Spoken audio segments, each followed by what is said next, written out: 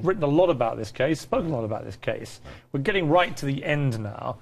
Race is an inescapable, huge part of this, regardless of what has played out in court. I think that that's probably true. I think it's more true in the way that people are viewing it. We don't know whether how much race had to do with the actual incident itself.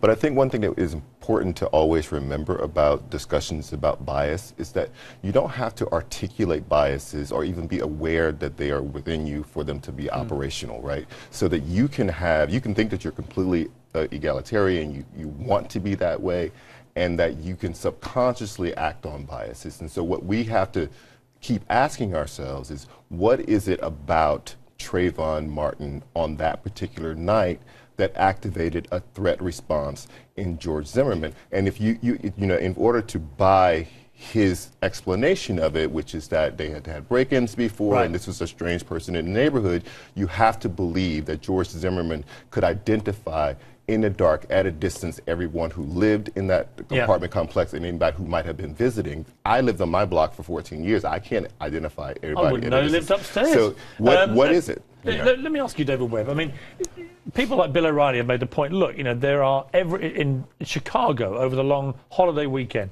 nearly 70 people were shot, many of them young black youth shooting each other, and it barely resonates on the national stage. Yet here we are, gripped by the Zimmerman Trayvon Martin case. Why has it gripped America?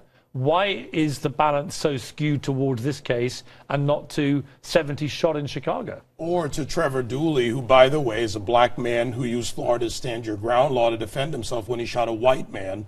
And this case is also down in Florida.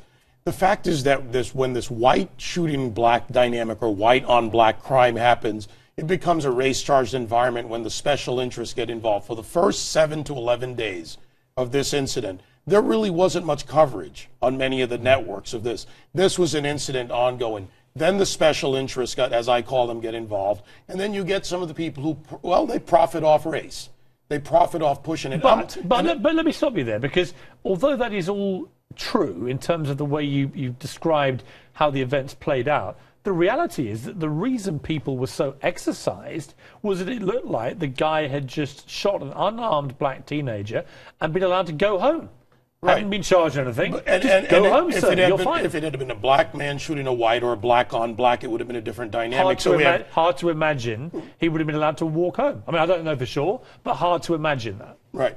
However, just like the Trevor Dooley case where he was allowed to go to work the following Monday after the incident, the problem we have here is that we're not talking about the incident. Profiling someone is not necessarily about race when it comes to Zimmerman, and we don't know what's in his heart. None of us really do. I suspect he's